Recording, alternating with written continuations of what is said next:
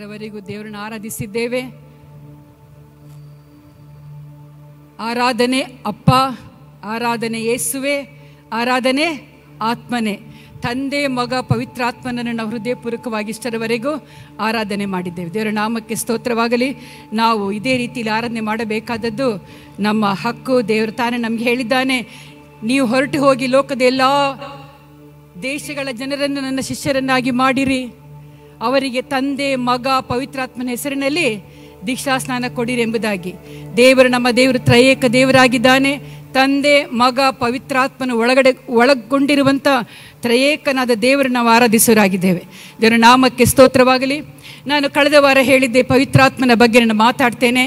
ಪವಿತ್ರಾತ್ಮನ ಶಕ್ತಿ ಇವತ್ತು ಯಾರ್ಯಾರಿಗೆ ಹೊಂದಿಕೊಳ್ಳಿಕ್ಕೆ ಆಶೆ ಇದೆಯೋ, ನಾನು ಪ್ರಸಂಗದ ನಂತರದಲ್ಲಿ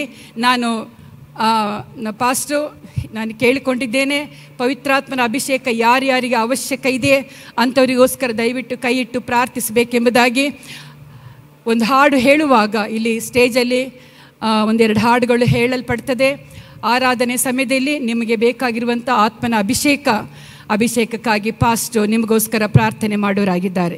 ದೇವರ ನಾಮಕ್ಕೆ ಸ್ತೋತ್ರವಾಗಲಿ. ಪವಿತ್ರಾತ್ಮನು ಎಣ್ಣೆಗೆ ಹೋಲಿಕೆಯಾಗಿದ್ದಾನೆ. ಎಣ್ಣೆ ಪವಿತ್ರಾತ್ಮಕ್ಕೆ ಹೋಲಿಕೆಯಾಗಿದೆ. ದೇವರ ನಾಮಕ್ಕೆ ಸ್ತೋತ್ರ.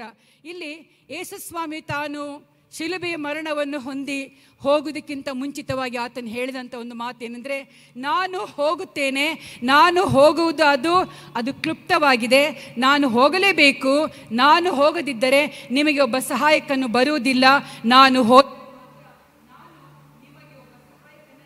ಕಳುಹಿಸಿಕೊಡ್ತೇನೆ ಎಂಬುದಾಗಿ ದೇವರು ಯೇಸುಸ್ವಾಮಿ ತಾನೇ ಹೇಳಿದಂಥ ಮಾತು ನಾವು ಸುವಾರ್ತೆಗಳನ್ನು ಓದ್ತೇವೆ. ದೇವರ ನಾಮಕ್ಕೆ ಸ್ತೋತ್ರವಾಗಲಿ. ಈ ಆತ್ಮನು, ಸಹಾಯಕ್ಕಾಗಿ ಬಂದಂಥ ಆತ್ಮನು ಯಾರೆಂಬುದಾಗಿ ನಿಮಗೆ ಇವತ್ತು ಸ್ವಲ್ಪ ಸ್ಪಷ್ಟವಾಗಿ ವಿವರಿಸ್ತೇನೆ. ಏನಂದರೆ, ಓದಿಕೊಳ್ಳೋಣ. ಯೋಹಾನ ಸುವಾರ್ತೆ 16ನೇ ಅಧ್ಯಾಯ 7 ಮತ್ತು 8 ವಾಕ್ಯಗಳನ್ನು ಓದಿಕೊಳ್ಳೋಣ. ಯೋಹಾನ ಸುವಾರ್ತೆ 16ನೇ ಅಧ್ಯಾಯ 7 ಮತ್ತು 8 ವಾಕ್ಯಗಳನ್ನು ಓದಿಕೊಳ್ಳೋಣ. ಆದರೂ ನಾನು ನಿಮಗೆ ಸತ್ಯವನ್ನು ಹೇಳುತ್ತೇನೆ, ಕೇಳಿರಿ. ನಾನು ಹೋಗುವುದು ನಿಮಗೆ ಹಿತಕರವಾಗಿದೆ. ಹೇಗೆಂದರೆ, ನಾನು ಹೋಗದಿದ್ದರೆ ಆ ಸಹಾಯಕನು ನಿಮ್ಮ ಬಳಿಗೆ ಬರುವುದಿಲ್ಲ, ನಾನು ಹೋದರೆ ಆತನನ್ನು ನಿಮ್ಮ ಬಳಿಗೆ ಕಳುಹಿಸಿಕೊಡುತ್ತೇನೆ. ಆತನು ಬಂದು ಪಾಪ, ನೀತಿ, ನ್ಯಾಯ ತೀರುವಿಕೆ ಈ ವಿಷಯಗಳಲ್ಲಿ ಲೋಕಕ್ಕೆ ಅರುಹನ್ನು ಹುಟ್ಟಿಸುವನು. ಸಾಕು. ನಾನು ಹೋಗುವುದು ಅಗತ್ಯವಾಗಿದೆ. ನಾನು ಹೋದ ನಂತರ ನಿಮಗೊಬ್ಬ ಸಹಾಯಕನು ಬರ್ತಾನೆ, ಆತನೇ ಪವಿತ್ರ ಆತ್ಮನು. ಆ ಸಹಾಯಕನಾಗಿ ಬರುವಂಥ ಆತ್ಮನು ಯೇಸು ಮಾಡೋದಕ್ಕಿಂತಲೂ ಹೆಚ್ಚಿನ ಕಾರ್ಯಗಳನ್ನು ಈ ಭೂಮಿಯಲ್ಲಿ ನನಗೋಸ್ಕರ ನಿಮಗೋಸ್ಕರ ಮಾಡಲು ಆತನು ಸಿದ್ಧನಾಗಿದ್ದಾನೆ. ಇಲ್ಲಿ ವಾಕ್ಯ ಹೇಳ್ತದೆ ಏನಂದರೆ, ಆ ಪವಿತ್ರಾತ್ಮನ ಕ್ರಿಯೆಗಳು ಏನಿದೆ ಅಂದರೆ, ಆತನು ಬಂದು, ಅಂದರೆ ಪವಿತ್ರಾತ್ಮನು ಬಂದು ಪಾಪ, ನೀತಿ, ನ್ಯಾಯ ತೀರುವಿಕೆ ಈ ವಿಷಯಗಳಲ್ಲಿ ಲೋಕಕ್ಕೆ ಅರುಹನ್ನು ಹುಟ್ಟಿಸುವನು. ಪವಿತ್ರಾತ್ಮನ ಕೆಲಸ ಏನಂದರೆ, ನಶಿಸಿ ಹೋಗುವಂಥ ಆತ್ಮಗಳು, ದೇವರನ್ನು ಅಲ್ಲಗಳೆದಂಥ ಜನಗಳು, ದೇವರೇ ಬೇಡ, ದೇವರೇ ಇಲ್ಲ ಎಂಬಂಥ ಜನಗಳಲ್ಲಿ ಒಂದು ಅರುಹನ್ನು ಹುಟ್ಟಿಸೋದಕ್ಕಾಗಿ ಪವಿತ್ರಾತ್ಮನ ಕೆಲಸ ನಡೆಸುವನಾಗಿದ್ದಾನೆ. ಏನಿದೆ ಇಲ್ಲಿ ಅಂದರೆ, ಪಾಪ, ನೀತಿ, ನ್ಯಾಯ ತೀರುವಿಕೆ. ಒಬ್ಬ ಮನುಷ್ಯನು ಪಾಪಿ ಎಂಬುದಾಗಿ ಪವಿತ್ರಾತ್ಮನ ಅರುಹನ್ನು ಉಂಟು ಮಾಡ್ತಾನೆ. ಮಾತ್ರವಲ್ಲ, ಪಾಪಿಯಾದವನು ಆತನು ನೀತಿಯಿಂದ ಬಾಳಬೇಕು, ಅಂದರೆ ಪಾಪ ರಹಿತನಾಗಿ ಜೀವಿಸಬೇಕು ಎಂಬುದಾಗಿ ಪವಿತ್ರಾತ್ಮನೇ ನಮಗೆ ಅರುಹನ್ನು ಉಂಟು ಮಾಡುತ್ತಾನೆ.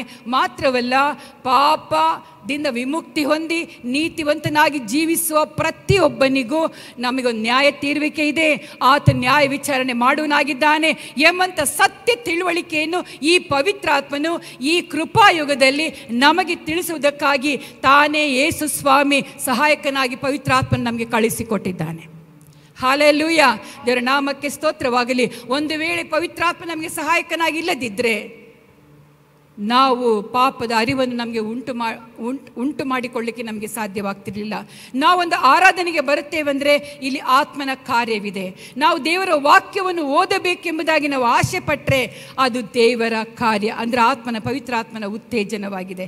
ನಾನು ಪ್ರಾರ್ಥಿಸಲೇಬೇಕು, ದೇವರ ವಾಕ್ಯವನ್ನು ಕೇಳಲೇಬೇಕು, ನಾನು ರಕ್ಷಣೆ ಹೊಂದಬೇಕು, ನಾನು ದೀಕ್ಷಾಸ್ನಾನ ಮಾಡಿಸಿಕೊಳ್ಳಬೇಕು, ಆರಾಧನೆಗೆ ತಪ್ಪದೆ ಹೋಗಬೇಕು ಎಂಬಂಥ ಈ ಒಂದು ತಿಳುವಳಿಕೆ ನಿಮಗೆ ಇರುವುದಾಗಿದ್ದರೆ ಅದು ಪವಿತ್ರ ಆತ್ಮನ ಕಾರ್ಯವಾಗಿದೆ. ನೆನಪಲ್ಲಿಟ್ಕೊಳ್ಳಿ, ಸೈತಾನನ ಕಾರ್ಯ ಅಲ್ಲ.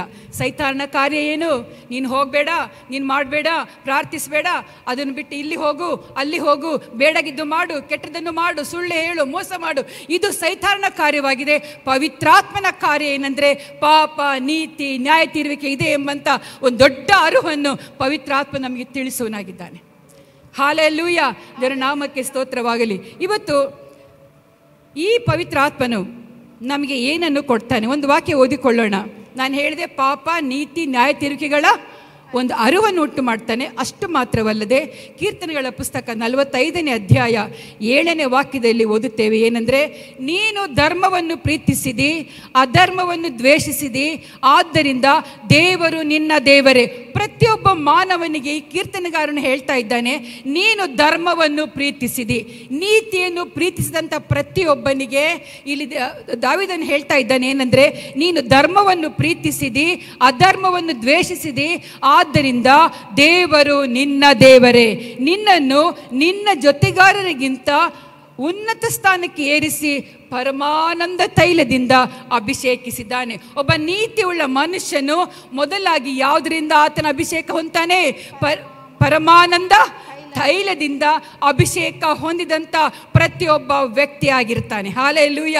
ಒಂದು ಪವಿತ್ರಾತ್ಮನಂದರೆ ಅವನೊಬ್ಬ ವ್ಯಕ್ತಿ, ಪುರುಷ ಎಂಬುದಾಗಿ ಸಂಬೋಧಿಸಿದಂಥ ವಾಕ್ಯಗಳನ್ನು ನಾವು ಇಲ್ಲಿ ಅದೇ ಯೋಹಾನ ಸುವಾರ್ತೆ 16ನೇ ಅಧ್ಯಾಯದಲ್ಲಿ ನಾವು ಓದ್ತೇವೆ. ಅಲ್ಲಿ 14 ಸಾರಿ ಪುಲ್ಲಿಂಗ ನು, ಳು. ಳು ಅಂದರೆ ಸ್ತ್ರೀಲಿಂಗ, ನು ಅಂದರೆ ಪುಲ್ಲಿಂಗ. ತಿಳಿಸುವನು, ಪ್ರಕಟಿಸುವನು, ಮಾತಾಡುವನು ಎಂಬಂಥ ಸಂಗತಿಗಳ ಬಗ್ಗೆ ಪುಲ್ಲಿಂಗದವನ್ನು ಉಪಯೋಗಿಸಿಕೊಂಡು, ಪುರುಷಾರ್ಥವನ್ನು ಉಪಯೋಗಿಸಿಕೊಂಡು ಬರೆದಂಥ ಅಲ್ಲಿ 14 ವಿಷಯಗಳ ಬಗ್ಗೆ ನಾವು ಓದ್ತೇವೆ. ನೀವು ಅದನ್ನು ಬೇಕಾದರೆ ಮನೆಯಲ್ಲಿ ಅದನ್ನು ಓದಿ, ಒಂದ್ಸಲ ಓದಿಕೊಳ್ಳೋಣ. ಈಗ ಅದನ್ನು 14 ಓದಿ ಸಿಸ್ಟರ್. 12ನೇ ವಾಕ್ಯದಿಂದ. ನಾನು ನಿಮಗೆ ಹೇಳಬೇಕಾದದ್ದು ಇನ್ನೂ ಬಹಳ ಉಂಟು, ಆದರೆ ಸದ್ಯಕ್ಕೆ ಅದನ್ನು ಹೊರಲಾರಿರಿ. ಸತ್ಯದ ಆತ್ಮನು ಬಂದಾಗ. ಸತ್ಯದ ಆತ್ಮನು, ಅವನು ಯಾರು? ನು ಅಂದ್ರೆ ಯಾರು? ಸತ್ಯದ ಆತ್ಮಳೂ ಅಲ್ಲ, ಸತ್ಯದ ಆತ್ಮರೂ ಅಲ್ಲ, ಸತ್ಯದ ಆತ್ಮನು ಒಬ್ಬನಾಗಿ. ಹಾಲೆಲೂಯ. ಮುಂದೆ ಓದಿ. ಆತನು ನಿಮ್ಮನ್ನು ನಡೆಸಿಕೊಂಡು ಹೋಗಿ.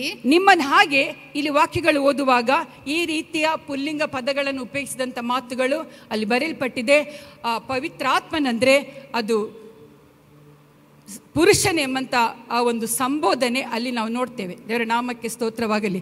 ತಂದೆ, ಮಗ, ಪವಿತ್ರಾತ್ಮ, ಇದು ಮೂರು ದೇವರುಗಳು.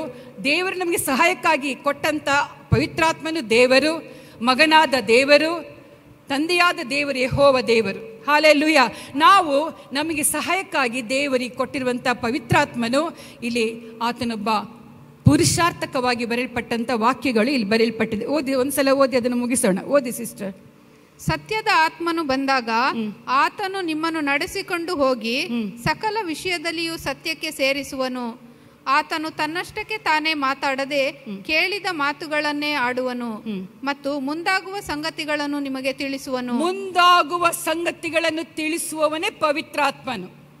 ಪ್ರತಿಯೊಬ್ಬನ ಜೀವಿತದಲ್ಲಿ, ಈ ಲೋಕದಲ್ಲಿ ಏನು ಸಂಭವಿಸಲಿಕ್ಕಿದೆ, ಏನು ಆಗಲಿಕ್ಕಿದೆ, ನಿಮ್ಮ ಜೀವಿತದ ಕಾರ್ಯಗಳು ಏನು, ನೀವು ಏನು ಮಾಡಬೇಕು, ಹೇಗೆ ಜೀವಿಸಬೇಕು, ಯಾವ ರೀತಿ ನೀವು ಬದುಕಬೇಕು, ಯಾವ ರೀತಿ ಜೀವಿಸಿದರೆ ಒಳ್ಳೆಯದು, ಯಾವ ರೀತಿ ನಾವು ಈ ಲೋಕದಲ್ಲಿ ಒಳ್ಳೆಯ ಕಾರ್ಯಗಳನ್ನು ಮಾಡಬೇಕು ಎಂಬಂಥ ಸಂಗತಿಗಳ ಬಗ್ಗೆ ಅರಿವನ್ನು ಹುಟ್ಟಿಸುವನೇ ಪವಿತ್ರಾತ್ಮನು. ಮುಂದೆ ಓದಿ. ಆತನು ನನ್ನದರೊಳಗಿಂದ ತೆಗೆದುಕೊಂಡು. ಇನ್ನು ಬಹಳ ಸ್ಪಷ್ಟವಾಗಿ ಇಲ್ಲಿ ಅರ್ಥ ಆಗ್ತಿದೆ. ಪವಿತ್ರ ಆತ್ಮನು ತನ್ನ ಸ್ವಂತ ಬುದ್ಧಿಯಿಂದ ಮಾತನಾಡುವುದಿಲ್ಲ. ಇಲ್ಲಿ ಬಹಳ ಸ್ಪಷ್ಟವಾಗಿ ಬರೆಯಲ್ಪಟ್ಟಿದೆ. ಇಲ್ಲಿ ಯೇಸು ಸ್ವಾಮಿ ತಾನೇ ಹೇಳ್ತಾ ಇದ್ದಾನೆ, ಆತನು ನನ್ನದರೊಳಗಿಂದ. ಯೇಸು ಸ್ವಾಮಿ ಹೇಳ್ತಿರುವಂಥ ಮಾತು, ನನ್ನಲ್ಲಿರುವಂಥದ್ದು, ನನ್ನಲ್ಲಿ ಏನಿದೆಯೋ ಅದನ್ನು ಆತನು ಏನು ಮಾಡ್ತಾನೆ ಅಂದರೆ ತೆಗೆದುಕೊಂಡು ನಿಮಗೆ ತಿಳಿಸುತ್ತಾ ನನ್ನನ್ನು ಮಹಿಮೆಪಡಿಸುವನು. ಹಲ್ಲೆಲೂಯ. ಯಾರನ್ನು ಮಹಿಮೆಪಡಿಸುವನು? ಪವಿತ್ರ ಆತ್ಮನು ಯೇಸು ಕ್ರಿಸ್ತನಲ್ಲಿ ತಂದೆಯಾದ ದೇವರಲ್ಲಿರುವಂಥದ್ದನ್ನು ಆತನು ಪ್ರಕಟಿಸುವನಾಗಿದ್ದಾನೆ, ತಿಳಿಸುವನಾಗಿದ್ದಾನೆ. ಮಾತ್ರವಲ್ಲ, ಆತನು ನನ್ನದರೊಳಗಿಂದ ತೆಗೆದುಕೊಂಡು ನಿಮಗೆ ತಿಳಿಸುತ್ತಾ ನನ್ನನ್ನು ಮಹಿಮೆಪಡಿಸುವನು. ಇದು ಯೇಸು ಸ್ವಾಮಿ ತಾನೇ ಹೇಳಿದ್ದು. ದೇವರನ್ನು ಮಹಿಮೆಪಡಿಸುವುದಕ್ಕಾಗಿ ಪವಿತ್ರಾತ್ಮನು ತನ್ನ ಜನರನ್ನು ಆತನು ಒಳ್ಳೆಯ ಕಾರ್ಯಗಳನ್ನು ಬೋಧಿಸುತ್ತಾ, ಮಗನೇ ಇದಲ್ಲ, ಮಗಳೇ ಇದಲ್ಲ, ಈ ರೀತಿ ನಡೆ, ಈ ರೀತಿ ಮಾಡು, ಈ ವಾಕ್ಯಕ್ಕೆ ವಿಧೇಯಳಾಗು, ಈ ರೀತಿ ವಾಕ್ಯ ಬರೆಯಲ್ಪಟ್ಟಿದೆ, ಇದನ್ನು ಕೈಕೊಂಡು ನಡೆ, ಇದೆಲ್ಲ ಉತ್ತೇಜನ ಕೊಡುವಂಥದ್ದು ಪವಿತ್ರಾತ್ಮನ ಕೆಲಸವಾಗಿದೆ. ಹೀಗೆ ಮಾಡುವುದರಿಂದ, ಪವಿತ್ರಾತ್ಮನ ಮಾತಿಗೆ ವಿಧೇಯರಾದರೆ ನಾವೇನು ಮಾಡ್ತೇವೆ? ದೇವರನ್ನು ಮಹಿಮೆಪಡಿಸ್ತೇವೆ. ಹಾಲೆಲೂಯ. ಇದು ಬಹಳ ಅರ್ಥಗರ್ಭಿತವಾಗಿರುವಂಥ ಒಂದು ವಿಷಯ ಇಲ್ಲಿ ನಾವು ನೋಡೋರಾಗಿದ್ದೇವೆ. ಮಾತ್ರವಲ್ಲ, ನಾವು ಇನ್ನೊಂದು ವಾಕ್ಯ ಇಲ್ಲಿ ಕೀರ್ತನೆಗಾರನು ಹೇಳ್ತಾನೆ, ಪರಮಾನಂದ ತೈಲದಿಂದ ನನ್ನ ಅಭಿಷೇಕಿಸಿದ್ದಾನೆ. ಈ ಪವಿತ್ರಾತ್ಮ ನಮ್ಮನ್ನು ಹೇಗೆ ಅಭಿಷೇಕಿಸ್ತಾನೆ? ಪರಮ ಆನಂದ. ಯಾರಲ್ಲಿ ಪವಿತ್ರಾತ್ಮನ ಶಕ್ತಿ ಬಲ ಹೊಂದಿಕೊಂಡಿರ್ತಾರೋ, ನಾನು ಕಳೆದ ವಾರ ಹೇಳಿದೆ, ಹೇಗೆ ಪವಿತ್ರಾತ್ಮನ ನಾವು ಹೊಂದಿಕೊಳ್ಳುವುದು? ಅಪೋಸ್ತಲರು, ಅಭಿಷೇಕಿಸಲ್ಪಟ್ಟಂಥ ಅಪೋಸ್ತಲರು ಕೈಗಳನ್ನಿಟ್ಟು ಪ್ರಾರ್ಥಿಸುವಾಗ ಜನರು ಆತ್ಮನ ಅಭಿಷೇಕ ಹೊಂದಿಕೊಂಡರಂತ ಕಳೆದ ವಾರ ನಾನು ಹೇಳಿದೆ. ಅಷ್ಟು ಮಾತ್ರವಲ್ಲ, ಪೇತ್ರನು ದೇವರ ವಾಕ್ಯವನ್ನು ಸಾರಿ ಹೇಳುವಾಗ ವಾಕ್ಯಕ್ಕೆ ವಿಧೇಯರಾದವರು, ವಾಕ್ಯವನ್ನು ಕೇಳಿ ಅದಕ್ಕೆ ವಿಧೇಯರಾದವರು ಆತ್ಮನ ಅಭಿಷೇಕವನ್ನು ಹೊಂದಿಕೊಂಡ್ರೆ ಎಂಬುದಾಗಿ ನಾನು ಹೇಳಿದೆ. ಹಾಲೆಲೂಯ. ದೇವರ ನಾಮಕ್ಕೆ ಸ್ತೋತ್ರವಾಗಲಿ. ಒಬ್ಬ ಅಭಿಷೇಕಿಸಲ್ಪಟ್ಟಂಥ ಒಬ್ಬ ಸೇವಕನು ನಿಮ್ಮ ಮೇಲೆ ಕೈಗಳನ್ನಿಡುವಾಗ, ಯಾರಿಗೆ ಪವಿತ್ರಾತ್ಮನ ಶಕ್ತಿ ಅಗತ್ಯವಾಗಿದೆಯೋ, ಇನ್ನೂ ಯಾರು ಹೊಂದಿಕೊಳ್ಳಲಿಲ್ಲವೋ ಅಂಥವರಿಗೆ ಅಭಿಷೇಕಿಸಲ್ಪಟ್ಟಂಥ ಒಬ್ಬ ಸೇವಕನು ಕೈಗಳನ್ನಿಟ್ಟು ಪ್ರಾರ್ಥಿಸುವಾಗ ನಿಮ್ಮ ನಂಬಿಕೆಗೆ ತಕ್ಕ ಹಾಗೆ ನೀವು ಅಭಿಷೇಕವನ್ನು ಹೊಂದಿಕೊಳ್ಳುತ್ತೀರಾ. ಹಾಲೆಲೂಯ. ದೇವರ ನಾಮಕ್ಕೆ ಸ್ತೋತ್ರವಾಗಲಿ. ನಾವು ಪರಮಾನಂದ ತೈಲದಿಂದ ನಾವು ತುಂಬಿಸಲ್ಪಡಬೇಕು. ಆತ್ಮನ ಶಕ್ತಿಯನ್ನು ತುಂಬಿಸಲ್ಪಡಬೇಕು. ಲೋಕದ ಪಾಪದ ಕೃತ್ಯಗಳನ್ನು ದೂರ ಸರಿಸಿ ನಾವು ನೀತಿವಂತರಾಗಿ ಜೀವಿಸಬೇಕು ಎಂಬಂಥ ಆಶೆಯಿಂದ ಇರುವವರು ಈ ಅಭಿಷೇಕಕ್ಕಾಗಿ ನಾವು ಕಾಯುತ್ತಾ ಇದ್ದರೆ ಖಂಡಿತವಾಗಿಯೂ ದೇವರು ನಮ್ಮನ್ನು ತುಂಬಿಸುವನಾಗಿದ್ದಾನೆ. ದೇವರ ನಾಮಕ್ಕೆ ಸ್ತೋತ್ರವಾಗಲಿ. 81ನೇ ಕೀರ್ತನೆ 10ನೇ ವಾಕ್ಯದಲ್ಲಿ ಓದ್ತೇವೆ ನಾವು, ಏನಂದರೆ, ಅಗಲವಾಗಿ ಬಾಯಿ ತೆರೆಯಿರಿ, ನಾನು ಅದನ್ನು ತುಂಬಿಸ್ತೇನೆ ಎಂಬುದಾಗಿ. ಬಾಯಿ ಮುಚ್ಚಿಕೊಂಡರೆ ಪವಿತ್ರಾತ್ಮನ ಆ ಒಂದು ಶಕ್ತಿ ನಾವು ಹೊಂದಿಕೊಳ್ಳಿಕ್ಕೆ ಸಾಧ್ಯವಿಲ್ಲ. ಹೇಗೆ ಒಂದು ಕಾಗೆ ಗುಬ್ಬಿಗಳು, ಒಂದು ಹಕ್ಕಿ ಮರಿಗಳು, ಹುಟ್ಟಿದಂಥ ಮರಿಗಳು ತನ್ನ ತಾಯಿಯಿಂದ ಕೊಡುವಂಥ ಆಹಾರ, ತಂದೆಯಿಂದ ಕೊಡುವಂಥ ಆಹಾರವನ್ನು ಬಾಯಿ ತೆರೆದು ಸ್ವೀಕರಿಸ್ತದೋ, ಅದೇ ರೀತಿಯಲ್ಲಿ ದೇವರು ಕೊಡುವಂಥ ಪವಿತ್ರ ಆತ್ಮನ ಶಕ್ತಿಯನ್ನು ನಾವು ಬಾಯಿ ತೆರೆದು, ಅಂದರೆ ಸ್ತುತಿ ಸ್ತೋತ್ರಗಳನ್ನು ಹೇಳುತ್ತಾ ಆ ಮರಿಗಳು ಬರೀ ಬಾಯಿ ಮಾತ್ರ ತೆರೆದಿಟ್ಕೊಂಡಿರಲ್ಲ. ಆ ಮರಿಗಳು ಏನು ಹೇಳ್ತಾ ಇರ್ತದೆ? ಕಾ ಕಾ ಕಾ, ಓ ಕುಕ್ಕು ಕುಕ್ಕು ಕುಕ್ಕು, ಏನಾರು ಒಂದು ಕೂಗುತ್ತಾ ಆಹಾರವನ್ನು ಸ್ವೀಕರಿಸ್ತದೆ. ಪ್ರಿಯರೇ, ಹಾಲೆಲೂಯ. ದೇವರ ನಾಮಕ್ಕೆ ಸ್ತೋತ್ರವಾಗಲಿ. ಅದೇ ರೀತಿಯಲ್ಲಿ ದೇವಜನರಾದ ನಾವು ಪವಿತ್ರಾತ್ಮನ ಶಕ್ತಿನ ಹೊಂದಿಕೊಳ್ಳಬೇಕಾದರೆ ನಾವು ಸಹ ಸ್ತುತಿ ಸ್ತೋತ್ರವೆಂಬ ಕೂಗುವಿಕೆಯಿಂದ ಆ ಆತ್ಮನ ಅಭಿಷೇಕವನ್ನು ಹೊಂದಿಕೊಳ್ಳಬೇಕು. ಅದಕ್ಕಾಗಿ ನಮ್ಮ ಬಾಯಿ ಬೇಕು. ಕೈಯಿಂದ ಹೇಳಲಿಕ್ಕಾಗಲ್ಲ, ಬಾಯಿಂದ ಹೇಳುವಂಥದ್ದು. ಹಾಲೆಲೂಯ. ಕಾಲಿಂದ ಹೇಳುವಂಥದ್ದಲ್ಲ, ಕಣ್ಣಿಂದ ಹೇಳುವಂಥದ್ದಲ್ಲ.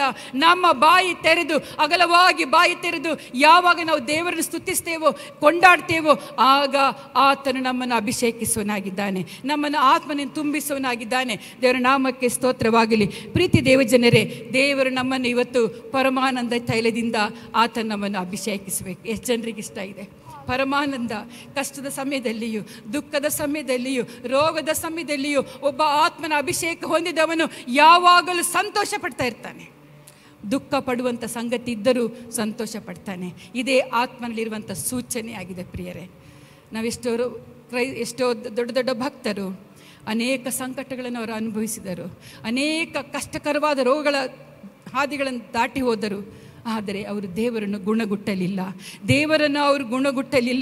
ಅವರು ಕಡೆಯಲ್ಲಿ ಅವರು ದೇವರ ರಾಜ್ಯಕ್ಕೆ ಸೇರಬೇಕು, ಸತ್ಯ ದೇವರು ಯೇಸು ಕ್ರಿಸ್ತನೆಂಬುದಾಗಿ ದೃಢವಾಗಿ ಗಟ್ಟಿಯಾಗಿ ಹಿಡ್ಕೊಂಡು ಆತ್ಮನಿಂದ ನಡೆಸಲ್ಪಟ್ಟರು. ಪ್ರಿಯರೇ, ದೇವರ ನಾಮಕ್ಕೆ ಸ್ತೋತ್ರವಾಗಲಿ.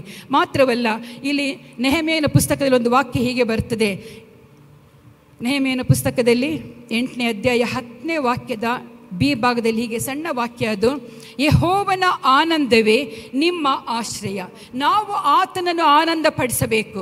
ನಾವು ಮಾಡುವಂಥ ಒಳ್ಳೆಯ ಕ್ರಿಯೆಗಳಿಂದ ಆತನ ಆನಂದ ಪಡುವನಾಗಿದ್ದಾನೆ. ಆತನ ಆನಂದ ನಮ್ಮನ್ನು ಆಶ್ರಯಕ್ಕೆ ಗುರಿ ಮಾಡ್ತದೆ. ಎಲ್ಲ ಶೋಧನೆಗಳಿಂದ, ಎಲ್ಲ ಕಷ್ಟಗಳಿಂದ, ಎಲ್ಲ ನಿಂದೆಗಳಿಂದ ನಾವು ತಪ್ಪಿಸಿಕೊಳ್ಳಲಿಕ್ಕೆ ಸಾಧ್ಯವಾಗ್ತದೆ. ಬಹಳ ಸುಂದರವಾಗಿದೆ. The joy of the lord is my strength. ದೇವರ ಆನಂದವೇ ನನ್ನ ಬಲ.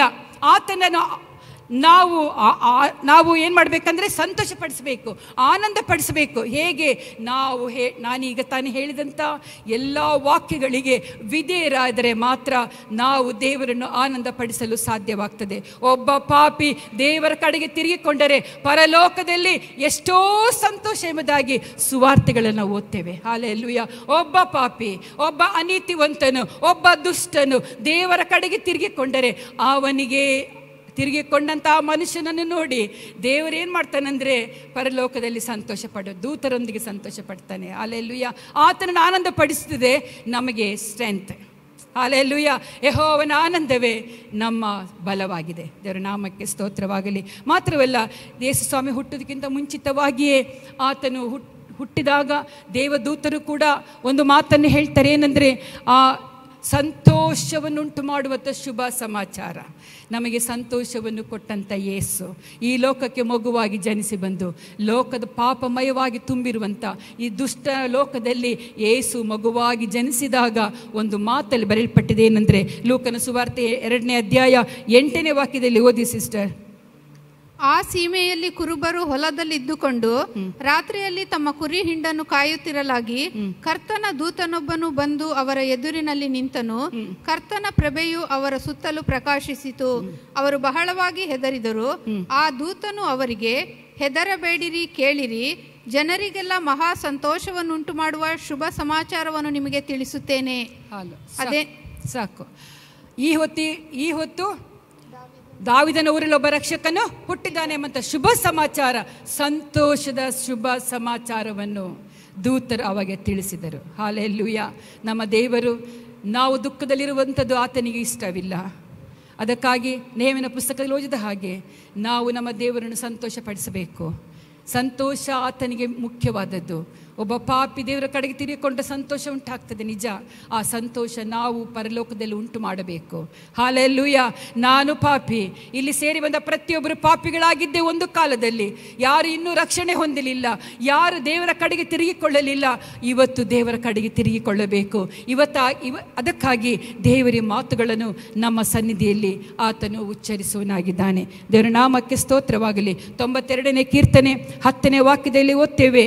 ಇಲ್ಲಿ I shall be anointed fresh oil ಎಂಬುದಾಗಿ ಇಂಗ್ಲೀಷಲ್ಲಿ ಬಹಳ ಸುಂದರವಾಗಿದೆ.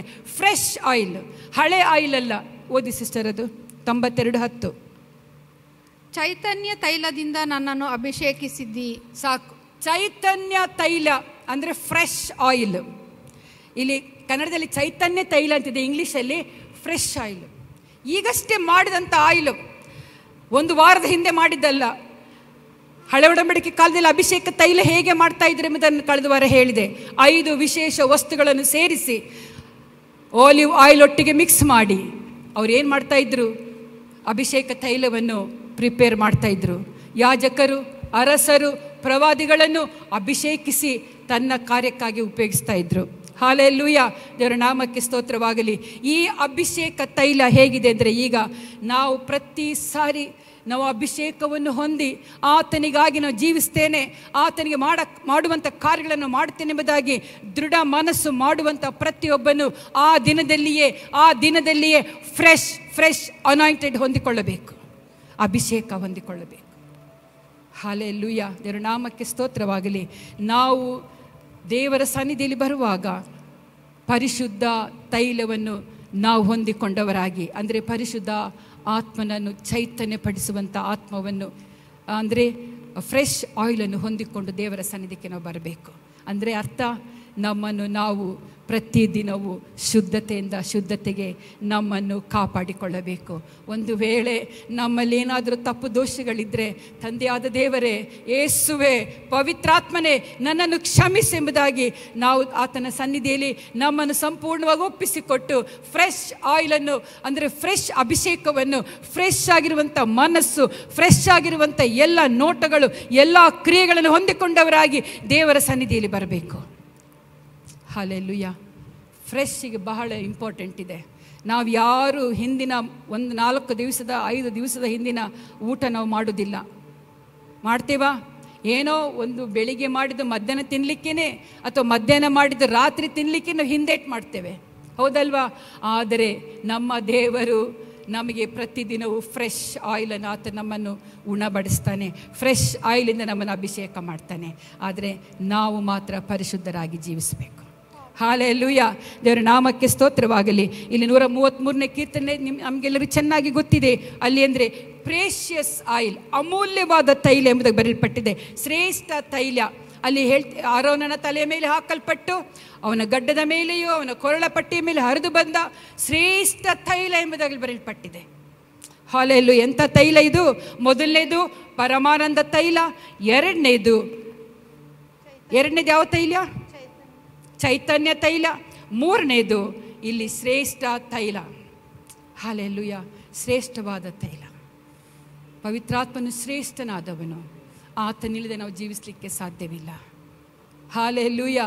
ಹೇಗೆ ನಮ್ಮ ದೇಹಕ್ಕೆ ಶಕ್ತಿ ಕೊಡುವಂಥ ಆಹಾರ ನಾವು ತಿಂದಿದ್ರೆ ಹೇಗೆ ನಮಗೆ ಬಲಹೀನವಾಗ್ತದೋ, ನಮಗೆ ಬೇಕಾಗಿರುವಂಥದ್ದು ದೇವರು, ತಂದೆಯಾದ ದೇವರು, ಮಗನಾದ ಯೇಸು ಸ್ವಾಮಿ, ಸಹಾಯಕ್ಕಾಗಿ ಕೊಟ್ಟಿರುವಂಥ ಪವಿತ್ರಾತ್ಮನಾದ ದೇವರು ನಮಗೆ ಬಹಳ ಅವಶ್ಯಕ.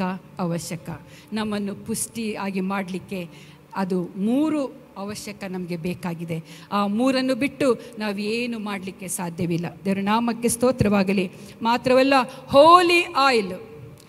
ಹೋಲಿ ಅಂದರೆ ಏನು? ಪರಿಶುದ್ಧವಾದದ್ದು. ಪರಿಶುದ್ಧವಾದ ತೈಲ ನಾವು 89ನೇ ಕೀರ್ತನೆ 20ನೇ ವಾಕ್ಯದಲ್ಲಿ ಓದ್ತೇವೆ, ನನ್ನ ಸೇವಕನಾದ ದಾವೀದನನ್ನು ಕಂಡು ಪರಿಶುದ್ಧ ತೈಲದಿಂದ ಅವನನ್ನು ಅಭಿಷೇಕಿಸಿದ್ದೇನೆ. ಹಲ್ಲೆಲೂಯಾ. ದಾವೀದನನ್ನು ದೇವರು ಎಂಥ ಆಯಿಲನ್ನು ಉಪಯೋಗಿಸಿದ್ದಾನೆ? ಪರಿಶುದ್ಧವಾದ ತೈಲ, ಓಲ್ಡ್ ತೈಲ ಅಲ್ಲ. ಹಲ್ಲೆಲೂಯಾ. ಹೋಲಿ ಆಯಿಲಿಂದ ದಾವೀದನನ್ನು ಅಭಿಷೇಕಿಸಿದನು. ಅದೇ ರೀತಿಯಲ್ಲಿ ಈ ದಿನವೂ ಕೂಡ ಪ್ರತಿಯೊಬ್ಬರನ್ನು ಪರಿಶುದ್ಧವಾದ ತೈಲ, ಪವಿತ್ರಾತ್ಮನಿಂದ ಕೊಡುವಂಥ ಚೈತನ್ಯ ತೈಲ, ಹಲ್ಲೆಲೂಯಾ, ಶ್ರೇಷ್ಠ ತೈಲ, ಪರಮಾನಂದ ತೈಲದಿಂದ ಇವತ್ತು ನಿಮ್ಮನ್ನು ಅಭಿಷೇಕಿಸಲಿಕ್ಕೆ ಆತನು ಸಿದ್ಧನಾಗಿದ್ದಾನೆ. ಹೊಂದಿಕೊಳ್ಳಲಿಕ್ಕೆ ಮನಸ್ಸಿರುವವರು ನೀವು ಈಗಲೇ ಸಿದ್ಧರಾಗಿರಿ. ಪಾಸ್ಟರ್ ಬಂದು ನಿಮ್ಮ ಹತ್ತಿರ ಬಂದು ಪ್ರಾರ್ಥಿಸುವಾಗ ನೀವು ಸಂಕೋಚವಿಲ್ಲದೆ ಬಾಯಿಗಳನ್ನು ಬಿಟ್ಟು ಬಾಯಿ ತೆರೆದು ಕರ್ತನನ್ನು ಸ್ತುತಿಸಿರಿ. ದೇವರಿಂದ ಪವಿತ್ರಾತ್ಮನ ಬಲವನ್ನು ನೀವು ಹೊಂದಿಕೊಳ್ಳುತ್ತೀರಾ. ಹಲ್ಲೆಲೂಯಾ. ದೇವರ ನಾಮಕ್ಕೆ ಸ್ತೋತ್ರವಾಗಲಿ. ಇಲ್ಲಿ ನಾವು ಪವಿತ್ರಾತ್ಮನ ಕೆಲಸ ಏನು? ಒಂದು ವಿಷಯ ತಿಳ್ಕೊಳ್ಳೋಣ. ಪವಿತ್ರಾತ್ಮನ ಕೆಲಸ ಏನು?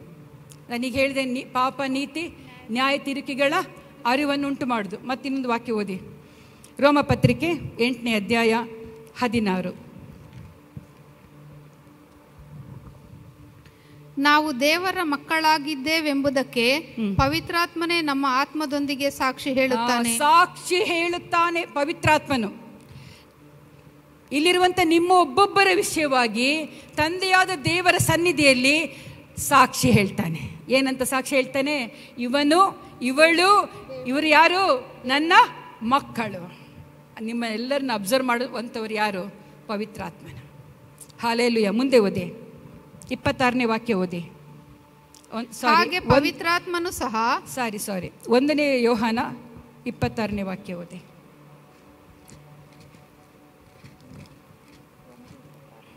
ಒಂದನೇ ಯೋಹಾನ 26ನೇ ವಾಕ್ಯ.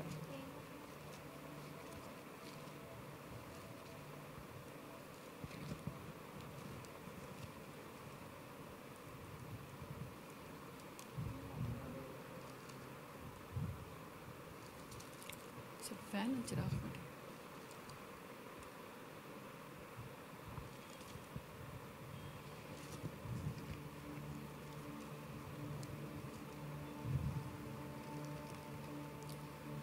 ರೋಮಪತ್ರಿಕೆಯಲ್ಲಿ 26ನೇ ವಾಕ್ಯ ಓದಿ. ರೋಮಪತ್ರಿಕೆ 26 ಓದಿ. ಹಾಗೆ ಪವಿತ್ರಾತ್ಮನು ಸಹ ನಮ್ಮ ಅಶಕ್ತಿಯನ್ನು ನೋಡಿ ಸಹಾಯ ಮಾಡುತ್ತಾನೆ. ಹೇಗೆಂದರೆ ನಾವು ತಕ್ಕ ಪ್ರಕಾರ ಏನು ಬೇಡಿಕೊಳ್ಳಬೇಕೋ ನಮಗೆ ಗೊತ್ತಿಲ್ಲದರಿಂದ ಪವಿತ್ರಾತ್ಮನು ತಾನೇ ಮಾತಿಲ್ಲದಂತ ನರಳಾಟದಿಂದ ನಮಗೋಸ್ಕರ ಬೇಡಿಕೊಳ್ಳುತ್ತಾನೆ. ಕರುಣಾಮಯನಾದ ಪವಿತ್ರಾತ್ಮನು ಯೇಸು ಕ್ರಿಸ್ತನಲ್ಲಿ ಇರುವುದಕ್ಕಿಂತಲೂ ಹೆಚ್ಚಿನ ಕರುಣೆಯನ್ನು ಹೊಂದಿರುವಂಥ ಪವಿತ್ರಾತ್ಮನು ಆತನು ಏನು ಮಾಡ್ತಾನಂದರೆ, ಬಹಳ ಸುಂದರವಾಗಿದೆ ಇಲ್ಲಿದೆ, ಪವಿತ್ರಾತ್ಮನು ಸಹ ನಮ್ಮ ಅಶಕ್ತಿ, ಬಲಹೀನತೆ, ಬಿದ್ದು ಹೋಗುವಂಥ ಸಮಯ, ನಿರಾಶೆಯ ಸಮಯ, ಹಾಲೆಲೂಯ, ಅಂಥ ಸಮಯದಲ್ಲಿ ಪವಿತ್ರಾತ್ಮ ನನಗೆ ನಿಮಗೆ ಏನು ಮಾಡ್ತಾನಂದರೆ, ಇಲ್ಲಿ ಬಹಳ ವಿಶೇಷವಾಗಿ ಬರೆಯಲ್ಪಟ್ಟಿದೆ ನೋಡಿ, ಪವಿತ್ರಾತ್ಮನು ಸಹ ನಮ್ಮ ಅಶಕ್ತಿಯನ್ನು ನೋಡಿ ಸಹಾಯ ಮಾಡುತ್ತಾನೆ. ಹೇಗೆ ಸಹಾಯ ಮಾಡ್ತಾನೆ? ನಾವು ತಕ್ಕ ಪ್ರಕಾರ ಏನು ಬೇಡಿಕೊಳ್ಳಬೇಕು ನಮಗೆ ಗೊತ್ತಿಲ್ಲದರಿಂದ ನಮಗೋಸ್ಕರ ನರಳಾಟದಿಂದ ಬೇಡಿಕೊಳ್ಳುತ್ತಾನೆ. ಪವಿತ್ರಾತ್ಮನ ಕೆಲಸ ಏನು? ನನಗೋಸ್ಕರ, ನಿಮಗೋಸ್ಕರ ಬೇಡಿಕೊಳ್ಳುವನಾಗಿದ್ದಾನೆ. ನಮಗೊಂದೊಂದು ಸಲ ಪ್ರಾರ್ಥನೆ ಹೇಗೆ ಮಾಡಬೇಕಂದ್ರೆ ನಮಗೆ ಗೊತ್ತಿರೋದಿಲ್ಲ. ಹೇಗೆ ಮಾಡಬೇಕು ಅಂತ ಆ ಸಮಯದಲ್ಲಿ ನಮಗೆ ಯಾವ ಮಾತು ಬರದೇ ಇರುವಂಥ ರೀತಿಯಲ್ಲಿ ನಾವು ನರಳುತ್ತಾ ಇರ್ತೇವೆ. ನನಗೆ ಯಾರು ಸಹಾಯಕ್ಕಿದ್ದಾರೆ? ನನಗೆ ಯಾರು ಸಹಾಯ ಮಾಡ್ತಾರೆ? ನನ್ನನ್ನು ಆಧರಿಸುವರು ಯಾರು? ನನ್ನನ್ನು ಬಲಪಡಿಸುವರು ಯಾರು? ಎಂಬಂಥ ಪರಿಸ್ಥಿತಿಗಳಲ್ಲಿ ಪವಿತ್ರಾತ್ಮನು ನಿಮ್ಮ ಕೈಗಳನ್ನು ಬಿಡುವುದಿಲ್ಲ. ಹಾಲೆಲೂಯ. ನೀನು ಒಬ್ಬ ನೀತಿಯುಳ್ಳ ಮನುಷ್ಯನಾಗಿದ್ದರೆ, ಪಾಪದಿಂದ ಬಿಡುಗಡೆ ಹೊಂದಿದಂಥ ಪರಿಶುದ್ಧ ಮನುಷ್ಯನಾಗಿದ್ದರೆ, ಪರಿಶುದ್ಧ ವ್ಯಕ್ತಿಯಾಗಿದ್ದರೆ, ನೀತಿ ನ್ಯಾಯಗಳನ್ನು ಪ್ರೀತಿಸುವಂಥ ಒಬ್ಬ ವ್ಯಕ್ತಿಯಾಗಿದ್ದರೆ ಪವಿತ್ರಾತ್ಮ ನಿಮಗೆ ಈ ರೀತಿ ಸಹಾಯ ಮಾಡ್ತಾನೆ. ಹೇಗಂದರೆ, ನಾವು ಅಶಕ್ತರಾಗಿರುವಾಗ ನಮ್ಮ ಅಶಕ್ತಿಯನ್ನು ನೋಡಿ ಆತನು ಸುಮ್ಮನೆ ಕೂತ್ಕೊಳ್ಳೋದಿಲ್ಲ. ಆತನೇನು ಮಾಡ್ತಾನೆ? ನಮಗೆ ಗೊತ್ತಿಲ್ಲದಂಥ ರೀತಿಯಲ್ಲಿ, ನಮಗೆ ಗೊತ್ತಿರೋದಿಲ್ಲ ನಮಗೆ ಯಾರು ಸಹಾಯ ಮಾಡ್ತಾರಂತ ಗೊತ್ತಿಲ್ಲದಂಥ ರೀತಿಯಲ್ಲಿ ನಮ್ಮ ಮಧ್ಯಸ್ಥಿಕೆ ವಹಿಸಿ ತಂದೆಯಾದ ದೇವರಲ್ಲಿ ಆತನು ಪ್ರಾರ್ಥನೆ ಮಾಡ್ತಾನೆ. ಹಾಲೆಲೂಯ. ಎಷ್ಟು ಅವನ ಕೆಲಸ ಇದು! ಒಂದು, ಪಾಪ, ನೀತಿ, ನ್ಯಾಯ ತೀರಿಕೆಗಳ ಅರಿವನ್ನುಂಟು ಮಾಡ್ತಾನೆ. ಎರಡನೇದು, ನನಗೋಸ್ಕರ, ನಿಮಗೋಸ್ಕರ ಆಸಕ್ತಿಯ ಸಮಯದಲ್ಲಿ, ನಾವು ಶಕ್ತಿ ಇಲ್ಲದಂಥ ಸಮಯದಲ್ಲಿ, ಅಶಕ್ತರಾಗಿದ್ದೇವೆ ಎಂಬಂಥ ಸಮಯದಲ್ಲಿ ನಮಗೋಸ್ಕರ ಆತನು ತಂದೆಯಾದ ದೇವರಲ್ಲಿ ಆತನು ಪ್ರಾರ್ಥನೆ ಮಾಡುವನಾಗಿದ್ದಾನೆ. ದೇವರ ನಾಮಕ್ಕೆ ಸ್ತೋತ್ರವಾಗಲಿ. ಮಾತ್ರವಲ್ಲ, 27ನೇ ವಾಕ್ಯ ಓದಿ. 27. ಆದರೆ ಹೃದಯಗಳನ್ನು ಶೋಧಿಸಿ ನೋಡುವಾತನಿಗೆ ಪವಿತ್ರಾತ್ಮನ ಮನೋಭಾವವು ಏನೆಂದು ತಿಳಿದದೆ. ಆ ಆತ್ಮನು ದೇವರ ಚಿತ್ತಾನುಸಾರವಾಗಿ ದೇವ ಜನರಿಗೋಸ್ಕರ ಬೇಡಿಕೊಳ್ಳುವನೆಂದು ಆತನು ಬಲ್ಲನು. ದೇವ ಜನರಿಗೋಸ್ಕರ ಇಲ್ಲಿ ಬಹಳ ಸ್ಪಷ್ಟವಾಗಿದೆ. ಯಾರಿಗೋಸ್ಕರ ಪವಿತ್ರಾತ್ಮನ ಬೇಡ್ಕೊಳ್ತಾನೆ? ಮಧ್ಯಸ್ಥಿಕೆ ವಹಿಸ್ತಾನೆ. ನರಳಾಟದಿಂದ ನಾವು ಒಂದೊಂದು ಸಲ ಬಹಳ ದುಃಖ ಕಷ್ಟಗಳಿರುವಾಗ ನಾವು ನಮಗೆ ಗೊತ್ತಿಲ್ಲದ ರೀತಿಯಲ್ಲಿ ನರಳುತ್ತೇವೆ. ಅಯ್ಯೋ ಅಪ್ಪ ಸಾಕಪ್ಪ, ನರಳ್ತಾ ಇರ್ತೇವೆ. ಅಂಥ ಸಮಯದಲ್ಲಿ ತಂದೆಯಾದ ದೇವರ ಸನ್ನಿಧಿಯಲ್ಲಿ ನಿಮ್ಮ ಹೆಸರು ಹೇಳಿ, ನಿಮ್ಮ ಕೊರತೆಗಳನ್ನು ಹೇಳಿ, ನಿಮಗೆ ಏನು ಸಹಾಯ ಬೇಕೆಂಬುದಾಗಿ ಹೇಳಿ ಪವಿತ್ರಾತ್ಮನು ಪ್ರಾರ್ಥನೆ ಮಾಡುವನಾಗಿದ್ದಾನೆ. ಮಾತ್ರವಲ್ಲ, ಪವಿತ್ರಾತ್ಮನ ಮನೋಭಾವವು ಏನೆಂದು ನಮಗೆ ತಿಳಿದದೆ ಆ ಆತ್ಮನು ದೇವರ ಚಿತ್ತಾನುಸಾರವಾಗಿ ದೇವ ಜನರಿಗೋಸ್ಕರ ಬೇಡಿಕೊಳ್ಳುವನು. ಹಾಲೆಲೂಯ. ನಾವು ಸಾಧಾರಣ ವ್ಯಕ್ತಿಗಳಲ್ಲ. ನಾವು ಯೇಸುವನ್ನು ನಂಬಿಕೊಂಡವರು, ಯೇಸು ತಾನೇ ಹೇಳಿದಂಥ ಪವಿತ್ರಾತ್ಮನ ಅಭಿಷೇಕವನ್ನು ಹೊಂದಿಕೊಂಡವರು. ಯಾವಾಗ ಪವಿತ್ರಾತ್ಮನ ಅಭಿಷೇಕ ನಮಗೆ ಬರ್ತದೆ? ಯಾರು ಪಾಪದಿಂದ ಬಿಡುಗಡೆ ಹೊಂದಿ ದೀಕ್ಷಾಸ್ನಾನ ಮಾಡಿಸಿಕೊಂಡು ಆತನಿಗಾಗಿ ಜೀವಿಸ್ತೇನೆಂಬುದಾಗಿ ಆ ನೀರಿನ ಮೂಲಕವಾಗಿ ದೀಕ್ಷಾಸ್ನಾನ ಹೊಂದಿ ಮೇಲಕ್ಕೆ ಬರುವಾಗಲೇ ಅವರು ಪವಿತ್ರಾತ್ಮನ ಶಕ್ತಿಯನ್ನು ಆಗಲೇ ಹೊಂದಿಕೊಂಡಿರ್ತಾರೆ. ಇಲ್ಲದಿದ್ದರೆ, ಅಲ್ಲಿ ಅನುಭವ ಆಗದಿದ್ದರೆ, ಈ ರೀತಿಯಲ್ಲಿ ಅಭಿಷೇಕಿಸಲ್ಪಟ್ಟಂಥ ಒಬ್ಬ ದೇವ ಸೇವಕರು ನಿಮ್ಮ ಮೇಲೆ ಕೈಗಳನ್ನಿಡುವಾಗ ನಿಮಗೆ ಆತ್ಮನ ಅಭಿಷೇಕ ಉಂಟಾಗ್ತದೆ. ಮಾತ್ರವಲ್ಲ, ಇನ್ನೊಂದು ವಾಕ್ಯ ಓದಿಕೊಳ್ಳೋದು, 28ನೇ ವಾಕ್ಯ ಓದಿ. ಇದಲ್ಲದೆ ದೇವರ ಸಂಕಲ್ಪದ ಮೇರೆಗೆ ಕರೆಯಲ್ಪಟ್ಟು ಆತನನ್ನು ಪ್ರೀತಿಸುವವರ ಹಿತಕ್ಕಾಗಿ ಎಲ್ಲ ಕಾರ್ಯಗಳು ಅನುಕೂಲವಾಗುತ್ತವೆ ಎಂದು ನಮಗೆ ಗೊತ್ತದೆ. ಇದು ಪವಿತ್ರಾತ್ಮನ ತಾನು ನಮ್ಮನ್ನು ಇವತ್ತು ಎಚ್ಚರಿಸ್ತಾ ಇದ್ದಾನೆ. ಇದಲ್ಲದೆ, ಇಷ್ಟು ಮಾತ್ರವಲ್ಲದೆ, ದೇವರ ಸಂಕಲ್ಪದ ಮೇರೆಗೆ ಕರೆಯಲ್ಪಟ್ಟವರು. ನಾವ್ಯಾರು? ಕರೆಯಲ್ಪಟ್ಟವರು. ಹೆಸರು ಹೇಳಿ ಕರೆಯಲ್ಪಟ್ಟವರು. ನನ್ನ ಮಗಳಾಗು, ನನ್ನ ಮಗನಾಗೆಂಬುದಾಗಿ ಯೇಸು ಸ್ವಾಮಿ ತನ್ನ ವಾಕ್ಯವನ್ನು ನಿಮಗೆ ಹೇಳಿ, ವಾಕ್ಯವನ್ನು ಬೋಧಿಸಿ, ವಾಕ್ಯವನ್ನು ತಿಳ್ಕೊಂಡಂಥ ನೀವು ಆತನ ಸಾನ್ನಿಧ್ಯದಲ್ಲಿ ಬಂದಿದ್ದೀರಿ. ನಾನು ರಕ್ಷಣೆ ಹೊಂದಬೇಕು, ಪಾಪದಿಂದ ವಿಮುಕ್ತಿ ಹೊಂದಿಕೊಳ್ಳಬೇಕೆಂಬುದಾಗಿ ತೀರ್ಮಾನ ಮಾಡಿಕೊಳ್ಳುವುದೇ ಆತನಿಂದ ಕರೆಯಲ್ಪಡುವಿಕೆ. Hallelujah, hallelujah. ದೇವರ ನಾಮಕ್ಕೆ ಸ್ತೋತ್ರವಾಗಲಿ. ಎಲ್ಲ ಆತನನ್ನು ಪ್ರೀತಿಸುವವರ ಎಲ್ಲ ಹಿತಕ್ಕಾಗಿ, ಪ್ರೀತಿಸುವವರ ಹಿತಕ್ಕಾಗಿ ಎಲ್ಲ ಕಾರ್ಯಗಳು ಅನುಕೂಲ ಮಾಡಿಕೊಡುವಂಥದ್ದೇ ಪವಿತ್ರಾತ್ಮನ ಕೆಲಸವಾಗಿದೆ. ಯಾರಿಗೆ? ಪ್ರೀತಿಸುವವರಿಗೆ. ಹಾಲೆಲೂಯ. ಆತನನ್ನು ಪ್ರೀತಿಸುವವರಿಗೆ. ದೇವರ ನಾಮಕ್ಕೆ ಸ್ತೋತ್ರವಾಗಲಿ. ನಾವು ಅಪ್ಪ, ತಂದೆ ಎಂಬುದಾಗಿ ನಾವು ಕರೆಯುವಂಥ ಆತ್ಮ ದೇವರು ನಮಗೆ ಕೊಟ್ಟಿದ್ದಾನೆ. ಇದು ಕೂಡ ಪವಿತ್ರಾತ್ಮನ ಕೆಲಸವಾಗಿದೆ. ಹಾಲೆಲೂಯ. ಅಪ್ಪ ತಂದೆ ಕರೆಯುವುದಕ್ಕೆ ಎಲ್ಲರಿಗೂ ಸಾಧ್ಯ ಇಲ್ಲ ಪ್ರಿಯರೇ, ಎಲ್ಲರಿಗೂ ಸಾಧ್ಯ ಇಲ್ಲ.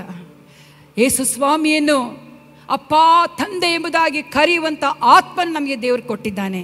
ದೇವರ ನಾಮಕ್ಕೆ ಸ್ತೋತ್ರವಾಗಲಿ. ಮಾತ್ರವಲ್ಲ, ನಾವು ಆತನ ಆಜ್ಞೆಗಳನ್ನು ಕೈಕೊಂಡು ಆತನ ನೆಲೆಗೊಂಡಿರಬೇಕು ಎಂಬಂಥ ಉದ್ದೇಶ ಆತನಲ್ಲಿರುವುದರಿಂದ ಆತನು ಒಂದು ವಾಕ್ಯ ಓದಿ, 1 ಯೋಹಾನ 3ನೇ ಅಧ್ಯಾಯ 24ನೇ ವಾಕ್ಯ. ಆತನ ಆಜ್ಞೆಗಳನ್ನು ಕೈಕೊಂಡು ನಡೆಯುವವನು ಆತನಲ್ಲಿ ನೆಲೆಗೊಂಡಿರುತ್ತಾನೆ, ಆತನು ಇವನಲ್ಲಿ ನೆಲೆಗೊಂಡಿರುತ್ತಾನೆ. ನಮ್ಮಲ್ಲಿ ನೆಲೆಗೊಂಡಿದ್ದಾನೆಂದು ಆತನು ನಮಗೆ ಅನುಗ್ರಹಿಸಿದ ಆತ್ಮನಿಂದಲೇ ಬಲ್ಲೆವು.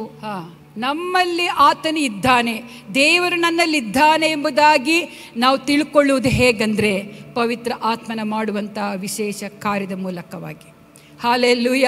ಈಗ ನಾವಿಲ್ಲಿ ಒಟ್ಟಾಗಿ ಆಲಯಕ್ಕೆ ಬಂದಿದ್ದೇವೆ, ಇದು ಪವಿತ್ರ ಆತ್ಮನ ಕಾರ್ಯ. ಹಾಲೆಲೂಯ. ಆತನು ಕಾರ್ಯ ಮಾಡದೆ ಆತನು ನಿಮ್ಮನ್ನು ಇಲ್ಲಿ ಎಳ್ಕೊಂಡು ಬರದಿದ್ದರೆ ನೀವು ಯಾರು ಇಲ್ಲಿ ಬರ್ತಿರಲಿಲ್ಲ. ದೇವರ ನಾಮಕ್ಕೆ ಸ್ತೋತ್ರವಾಗಲಿ. ಹಾಗಾದರೆ ಪವಿತ್ರಾತ್ಮನಂದರೆ ಯಾರು? ಆತನು ಒಬ್ಬನಾಗಿಲ್ಲ, ಆತನು ತ್ರಯೇಕ ದೇವರಾಗಿದ್ದಾನೆ. ತಂದೆ, ಮಗ, ಪವಿತ್ರಾತ್ಮನು ಮೂರಾಗಿದ್ದುಕೊಂಡು ನನ್ನನ್ನು ನಿಮ್ಮನ್ನು ನಡೆಸುವಂಥ ದೇವರಾಗಿದ್ದಾರೆ. ದೇವರ ನಾಮಕ್ಕೆ ಸ್ತೋತ್ರವಾಗಲಿ. ಮಾತ್ರವಲ್ಲ, ಇನ್ನೊಂದು ವಾಕ್ಯ ಓದಿಕೊಳ್ಳೋಣ. ಇಲ್ಲಿ ನಾವು ಅಂಜುವುದು ಬೇಡ, ನಾವು ಹೆಸಿಟೇಟ್ ಮಾಡೋದು ಬೇಡ. ನನಗೆ ಸಿಗುತ್ತದಾ ಪವಿತ್ರಾತ್ಮನ ಶಕ್ತಿ? ನನಗೆ ಸಿಗ್ತದಾ? ನಾನು ತಪ್ಪು ಮಾಡಿದ್ದೇನೇನೋ ಎಂಬಂಥ ಸಂಶಯ ನಿಮಗೆ ಬೇಡ. ನೀವು ಸಂಶಯವಿಲ್ಲದೆ ದೇವರ ಸನ್ನಿಧಿಯಲ್ಲಿ ಈ ಸಮಯದಲ್ಲಿ, ಒಂದು ವೇಳೆ ಹಿಂದಿನ ದಿವಸಗಳಲ್ಲಿ ನೀವು ಏನು ಮಾಡಿದರೂ ಆ ತಪ್ಪುಗಳನ್ನು ದೇವರ ಸನ್ನಿಧಿಯಲ್ಲಿ ಒಪ್ಪಿಸಿಕೊಡ್ರಿ. ನಾನು ಪಾಪಿ ಎಂಬುದಾಗಿ ಅರ್ಥಕೊಳ್ರಿ. ನಾನು ಪಾಪಿ, ಹೌದು ಸ್ವಾಮಿ ನನ್ನನ್ನು ಕ್ಷಮಿಸು ಎಂಬುದಾಗಿ ನೀವು ಪ್ರಾರ್ಥನೆ ಮಾಡಿದರೆ ಸಾಕು, ನಿಮ್ಮ ಪಾಪಗಳನ್ನೆಲ್ಲ ದೇವರು ಅಳಿಸುವನಾಗಿದ್ದಾನೆ. ಆಗ ನೀವು ಪವಿತ್ರಾತ್ಮನ ಶಕ್ತಿಯನ್ನು ಹೊಂದಿಕೊಳ್ಳಿಕ್ಕೆ ಸಾಧ್ಯವಾಗ್ತದೆ. ಇಲ್ಲಿ ದೇವರು ತಾನೇ ಹೇಳ್ತಾ ಇದ್ದಾನೆ. ಅಪೊಸ್ತಲ ಕೃತ್ಯಗಳು 2ನೇ ಅಧ್ಯಾಯ 17ನೇ ವಾಕ್ಯದಲ್ಲಿ ಓದ್ತೇವೆ, ಕಡೇ ದಿವಸಗಳಲ್ಲಿ ನಾನು ಎಲ್ಲ ಮನುಷ್ಯರ ಮೇಲೆ ನನ್ನ ಆತ್ಮವನ್ನು ಸುರಿಸುವೆನು. ಹಾಲೆಲೂಯ. ಇಲ್ಲಿ ಚಿಕ್ಕವರು ದೊಡ್ಡವರು ಪ್ರಾಯಸ್ಥರು ಎಂಬಂಥ ಭೇದ ಭಾವ ಇಲ್ಲ, ಜಾತಿ ಮತ ಭೇದ ಇಲ್ಲ. ಬೇಡಿಕೊಳ್ಳುವವರಿಗೆ ಆತನು ಕೊಡುವನಾಗಿದ್ದಾನೆ. ಕಡೇ ದಿವಸಗಳಲ್ಲಿ ನಾನು ಎಲ್ಲ ಮನುಷ್ಯರ ಮೇಲೆ ನನ್ನ ಆತ್ಮವನ್ನು ಸುರಿಸುವೆನು. ನಿಮ್ಮಲ್ಲಿರುವ ಗಂಡಸರು ಹೆಂಗಸರು ಪ್ರವಾದಿಸುವರು, ನಿಮ್ಮ ಯೌವನಸ್ಥರಿಗೆ ದಿವ್ಯ ದರ್ಶನಗಳಾಗುವವು, ನಿಮ್ಮ ಹಿರಿಯರಿಗೆ ಕನಸುಗಳು ಬೀಳುವವು. ಇದಲ್ಲದೆ ಆ ದಿನದಲ್ಲಿ ನನ್ನ ದಾಸದಾಸಿಯರ ಮೇಲೆ ನನ್ನ ಆತ್ಮವನ್ನು ಸುರಿಸುವೆನು, ಅವರು ಪ್ರವಾದಿಸುವರು. ಪವಿತ್ರಾತ್ಮನ ಅಭಿಷೇಕ ಹೊಂದಿದವರು ಇಷ್ಟೆಲ್ಲ ಆಶೀರ್ವಾದಗಳನ್ನು ಅವರು ಹೊಂದಿಕೊಳ್ತಾರೆ. ಹಾಲೆಲೂಯ. ಏನು ಆಶೀರ್ವಾದ ಹೊಂದ್ಕೊಳ್ತಾರೆ ಅವರು ಪ್ರವಾದಿಸ್ತಾರೆ, ಅವರಿಗೆ ಕನಸುಗಳು ಬೀಳ್ತದೆ. ಹಾಲೆಲೂಯ. ಮತ್ತು ದಿವ್ಯ ದರ್ಶನಗಳು ಉಂಟಾಗ್ತದೆ. ಪವಿತ್ರಾತ್ಮನ ಅಭಿಷೇಕ ಹೊಂದಿದವರು ಲೋಕದ ಸಂಗತಿಗಳಲ್ಲಿಯೇ ಇರುವುದಿಲ್ಲ. ಅವರು ಇವತ್ತೇನು ಅಡುಗೆ ಮಾಡಬೇಕು, ಬೆಳಿಗ್ಗೆ ಏನು ಮಾಡಬೇಕು, ರಾತ್ರಿ ಏನು ಮಾಡಬೇಕು, ಎಲ್ಲಿಗೆ ಹೋಗಬೇಕು, ಎಲ್ಲಿ ತಿರುಗಬೇಕು ಎಂಬಂಥ ಯೋಚನೆ ಇರುವುದಿಲ್ಲ. ಎಂತೆಂಥ ಬಟ್ಟೆ ಹಾಕಬೇಕು ಎಂಬಂಥ ಯೋಚನೆ ಇರಲ್ಲ. ಎಷ್ಟೆಷ್ಟು ಬಂಗಾರಗಳು ಮಾಡ್ಕೊಳ್ಬೇಕಂತ ಯೋಚನೆ ಇರುವುದಿಲ್ಲ. ಅವರ ಯೋಚನೆ ಏನಿರ್ತದೆ? ಬಹಳ ಸುಂದರವಾಗಿದೆ. ನಿಮ್ಮಲ್ಲಿರುವ ಗಂಡಸರು ಹೆಂಗಸರು ಪ್ರವಾದಿಸುವರು. ಹಾಲೆಲೂಯ. ನಿಮ್ಮ ಯೌವನಸ್ಥರಿಗೆ ದಿವ್ಯ ದರ್ಶನಗಳಾಗುವುದು. ಸಭೆ ಕುರಿತಾದ ದರ್ಶನ, ನಿಮ್ಮ ವೈಯಕ್ತಿಕವಾಗಿರುವಂಥ ದರ್ಶನ, ನಿಮ್ಮ ಕುಟುಂಬದ ದರ್ಶನ, ಮುಂದೆ ಏನಾಗಲಿಕ್ಕಿದೆ, ನಿಮಗಿಷ್ಟು ಬಂಗಾರ ಬರ್ತದೆ ಎಂಬಂಥ ಪ್ರವಾದನೆ ಅಲ್ಲ, ನಿಮ್ಮ ವೈಯಕ್ತಿಕವಾದಂಥ ದರ್ಶನ, ನಿಮ್ಮ ಜೀವಿತದ ದರ್ಶನ. ಈಗ ಅನೇಕ ಪ್ರವಾದಿಗಳು ಹೇಳ್ತಾರೆ, ಏನೆಲ್ಲ ಪ್ರವಾದನೆ ಹೇಳ್ತಾರೆ. ಬರೀ ಹಣದ ವಿಷಯ ಹೇಳ್ತಾರೆ, ಬಂಗಾರದ ವಿಷಯ ಹೇಳ್ತಾರೆ, ಬೆಳ್ಳಿಯ ವಿಷಯ ಹೇಳ್ತಾರೆ, ವಜ್ರ ವೈಡೂರ್ಯಗಳ ವಿಷಯ ಹೇಳ್ತಾರೆ, ಮನೆಗಳ ವಿಷಯ ಹೇಳ್ತಾರೆ. ಅಲ್ಲ ಪ್ರಿಯರೇ, ನೀನು ಪರಲೋಕ ರಾಜ್ಯಕ್ಕೆ ಸೇರಬೇಕಾದರೆ ನಿನ್ನಲ್ಲಿರುವ ಕೊರತೆ ಏನು, ನೀನು ಹೇಗೆ ಜೀವಿಸಬೇಕು, ನಿನ್ನ ಕುಟುಂಬವನ್ನು ಹೇಗೆ ಪರಾಂಬರಿಸಬೇಕು, ಈ ಸಭೆಯಲ್ಲಿ ನೀನು ಯಾವ ರೀತಿ ಜೀವಿಸಬೇಕು, ಈ ಸಭೆಯಲ್ಲಿರುವಂಥ ಕೊರತೆಗಳು ಎಲ್ಲ ರೀತಿಯ ಸಂಗತಿಗಳು ಮಾತ್ರ ಆತ್ಮೀಕವಾಗಿ ಸಂಬಂಧಪಟ್ಟಂಥ ಪ್ರವಾದನೆಗಳನ್ನು ಹೇಳ್ತಾರೆ ವಿನಃ ಲೋಕಕ್ಕೆ ಸಂಬಂಧಪಟ್ಟ ಪ್ರವಾದನೆಗಳಲ್ಲ. ಹಲ್ಲೆಲೂಯಾ. ದೇವರ ನಾಮಕ್ಕೆ ಸ್ತೋತ್ರವಾಗಲಿ. ದರ್ಶನಗಳನ್ನು ಹೊಂದಿಕೊಳ್ಳೋಣ, ಕನಸುಗಳನ್ನು ಕಾಣೋಣ. ಆತ್ಮಿಕವಾಗಿ ನಾನು ಹೇಗೆ ಮುಂದುವರಿಬೇಕು, ಹಲ್ಲೆಲೂಯಾ, ಪ್ರವಾದಿಸೋಣ ಪ್ರಿಯರೇ. ದೇವರ ನಾಮಕ್ಕೆ ಸ್ತೋತ್ರವಾಗಲಿ. ದೇವರು ನಮ್ಮನ್ನು ಇವತ್ತು ಎಚ್ಚರಿಸ್ತಾ ಇದ್ದಾನೆ. ದೇವರು ತಾನೇ ಹೇಳಿದ್ದಾನೆ, ನಾನು ಕೇಳಿಕೊಳ್ಳಿರಿ, ನಾನು ನಿಮಗೆ ಕೊಡುತ್ತೇನೆಂಬುದಾಗಿ. ನಾವು ಹೊಂದಿಕೊಳ್ಳೋಣ. ದೇವರ ನಾಮಕ್ಕೆ ಸ್ತೋತ್ರವಾಗಲಿ. ಸ್ವಲ್ಪ ಸಮಯ ಇಲ್ಲಿ ವರ್ಷಿಪ್ ಮಾಡುವಾಗ ಯಾರ್ಯಾರಿಗೆ ಆತ್ಮನ ಅಭಿಷೇಕ ಬೇಕಾಗಿದೆಯೋ, ಇಷ್ಟರವರೆಗೂ ಯಾರು ಹೊಂದಿಕೊಳ್ಳಲಿಲ್ಲವೋ ಅವರು ದಯವಿಟ್ಟು ನೀವು ಎದ್ದು ನಿಲ್ಲುವುದಾದರೆ ಖಂಡಿತವಾಗಿ ಪಾಸ್ಟ್ ಬಂದು ಅವರು ಕೈಗಳನ್ನಿಟ್ಟು ಪ್ರಾರ್ಥಿಸುವಾಗ ನೀವು ಅಭಿಷೇಕವನ್ನು ಹೊಂದಿಕೊಳ್ಳಲಿಕ್ಕೆ ಸಾಧ್ಯವಿದೆ.